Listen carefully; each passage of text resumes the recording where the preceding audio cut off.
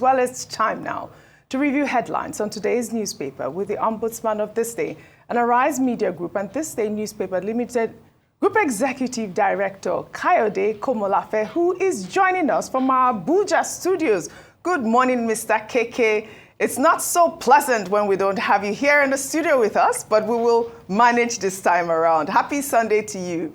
Thank you for joining us. Thank you, KK. Good morning. Yeah, Good morning. Good morning, OG. Yeah. And I can assure you that I have not defected to the Abuja studio. I hope not, and that's why we'll make sure that you come back next week. Not yet. Okay. Good morning, Kashi. Good morning. Good morning, KK. Good morning. All right. Pleased to be here. Okay, Yeah. thank you. Yeah. Just to remind you that you were elected on the platform of Lagos Studios. So if you defect, we will sue you. Okay. All right, let's go. I'm duly guided. I am guided. Very nice. Okay, let's start the review with this day on Sunday. A key interesting stories here. We'll go through them very quickly. The lead story says Northern governors demand review of security strategies, seek creation of state police. Isn't it interesting that Northern governors are now asking for the creation of state police, like many Nigerians, are doing? And then the riders hail Tinubu's sustained commitment to tackle security challenges.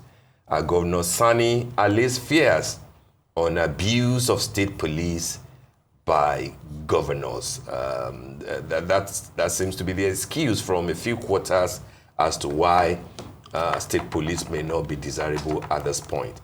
On top of that lead story, Kwakwanso condemns defection of governors, lawmakers, says joining another party after winning election, highest form of betrayal. Everybody has been talking about the morality and the legality of all these defections. Biodun Ajiboye, who just left the Abuja studios, touched on it. Dr. Chimanaji was here yesterday, also elaborated on that. And by the way, where Kwakwanso spoke yesterday, I believe, has something to do with the cover picture honoring Africa's richest man, Aliko Dangote, where you have the Kano State Deputy Governor and the former governor of Kano State at the investiture of Dangote as the Chancellor of Aliko Dangote University of Science and Technology in Woody, Kano State. A few other stories on the cover of this day. The window story says, Ribadu, strong institutions, attitudinal change, crucial to win anti-graft war in Nigeria. And the stream story, Tinubu asks Supreme Court to dismiss PDP governor's suit against Rivers emergency rule. Last but not the least, KK, UBA, Fidelity Bank, Airtel Africa, 16 others account for 84% of 68.34 trillion market capitalization on NGX. Those are the stories, KK. Strong stories about Northern governors on review of security strategies and the creation of state security. Because of how pressed we are for time, if you can just pick one or two of that for your analysis before we go to this style. Thank you. Okay. Thank you, Steve. Can we begin with the front page photo of this day on Sunday? Because apart from the defection story, that photo, also tells a very important story. That is the occasion at the Dangote University of Science and Technology in Wudil, Kano State. Now, the other aspect of the story which I said we should also emphasize is the fact that on that occasion, the chancellor of the university, Alhaji Aliko Dangote, announced a donation of 15 billion for the development of that university in the areas of building students hostel, classrooms, laboratory, computers center, and Senate building and the rest. And he says that the plan will be executed in 5 years. Now, the point to underline here is that the approach, or rather, if you will, the pattern, that people like Dangote have established, I think money people, those who are rich, and are endowed, to follow that rather than this tendency of everybody who has money, will set up a university, and even if it is just a one block of a classroom, and you have mushroom private universities all over the place. That it is important. I mean, for me, it is more productive if money men, support, public institutions, such that the children of the poor who cannot afford the high fields, the expensive, rates, being paid in private university, will be able to also have access to quality education. I think what Dangote is doing, I think Femi Otedola did it, and quite a few others, who are establishing, shares, having projects, in public universities. I think it should be commended. Then maybe quickly, because of press of time, maybe we can also take it, because I guess OG will insist that we talk on the defection story. Fantastic. Now, yes, I know OG will insist, so I'm ready to oblige. Now, the point here is that, one aspect which is not emphasized in the debate, is the point that Steve made when the last guest, on the program, came, and that is that in this matter, it's not just politics. Also, there is also the legal angle. So I think parties that are disaffected, should also go to court and test this, so that you can have precedent. For instance, I know lawyers, they always cite this Abegunde case, which for some lawyers it has, established the position of law if a legislator, defects, but that what is not clear yet, legally, is if a governor defects. And in doing so, I also think that we should also put it in some historical context. That in this dispensation, that is, I'm talking of since 1999, the first beneficiary of defection was actually PDP, when 3 senators senators from AD, the Alliance for Democracy, including Senator Ogunlewe, I think the late Senator Dosumu, defected, in the parliament, from AD to PDP. And since then, they have been having a series, and for instance, even Kwankwaso, who is making that point, he was elected on the platform of PDP as governor. He later became Minister of Defense on the platform of PDP. But later he left PDP and joined APC, and now he is in NNDP. So if he's talking of a fundamental sin, a political sin that is committed, perhaps we may also need to interrogate it whether this matter is a sinner or is a saint. Yeah. But like I said, that beyond the politics of it, that if there are areas, that could be tested legally, I think, it should not. the matter should not just be left to political tirades. That people should go to court and test it, and then it will also enrich, not just only the polity, but also the legal framework in which politicians operate.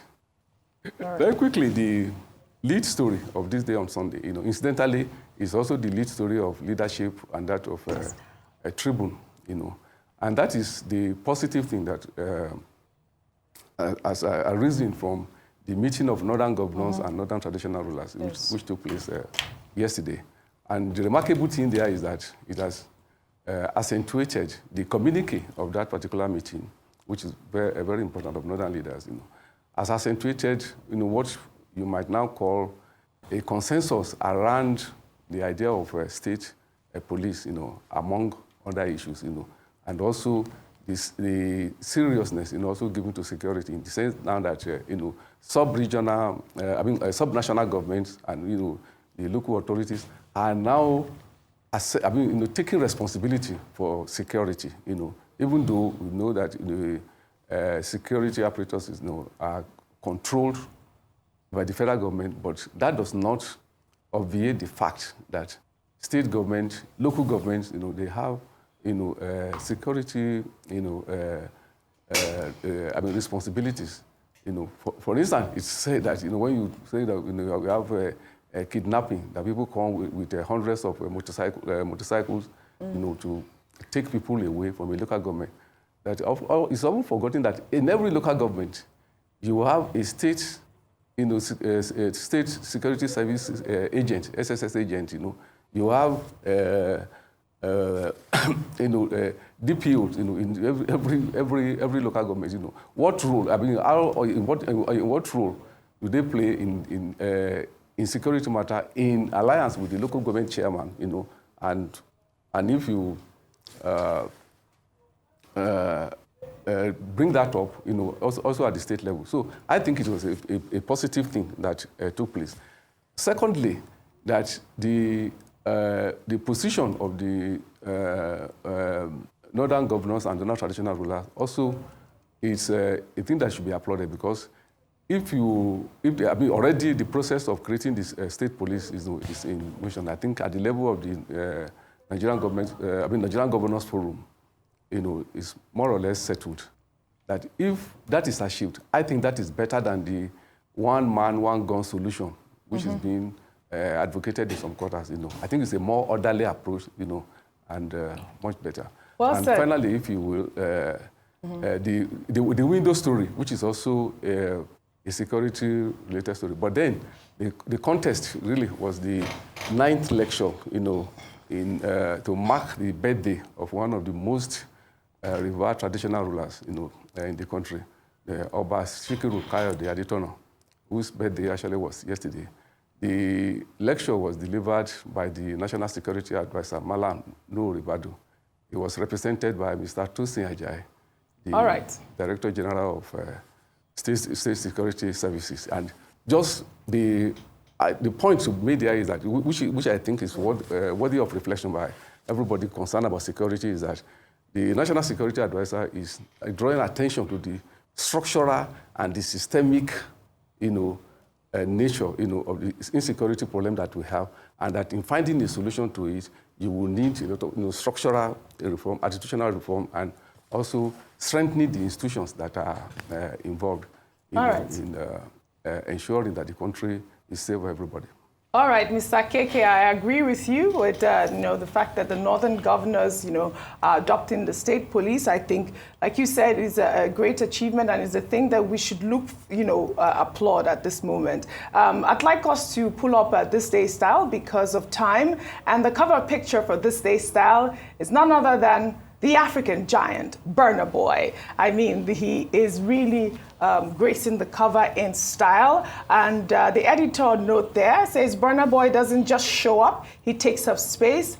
And at this year's Met Gala, which took place at the Metropolitan Museum of Art, New York, with the theme, Superfine Tailoring Black Style.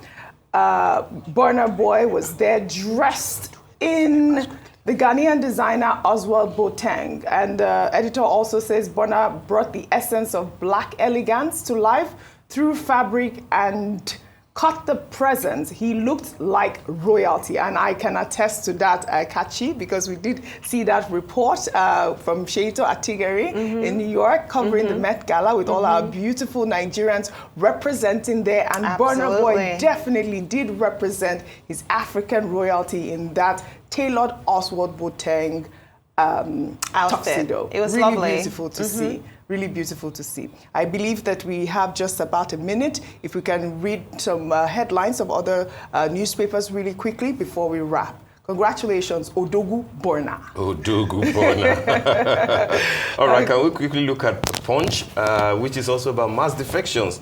PDP governors in emergency talks with party bigwigs. But for Tribune says northern governors traditional rulers make U-turn. Back Tinubu's tax reform bills, state police. And it doesn't look like we have more time for any other one. Vanguard on the other hand says, alleged stolen mandate, uncertainty as lawmakers lost by PDP, others rise to 82. That's what the covers of today's newspapers, apart from This Day and This Day Style, are saying. KK, thank you so very much. We do hope that you enjoy Abuja with some jollof and pepper soup and some maybe intellectual stimulations here and there. Thank you very much. We hope to see you here next week. All right, we hope to see you next Sunday. All right, that brings us to the end of the morning show today. Thank you for watching and do stay safe. I'm Steve Ayoride. And I'm Kachi Ofia. Many thanks for being a part of the morning show today. Do have a great week. And I'm Oji Okwe. From our entire team here in Lagos, Nigeria, enjoy the rest of your morning and, of course, the rest of your day. Goodbye.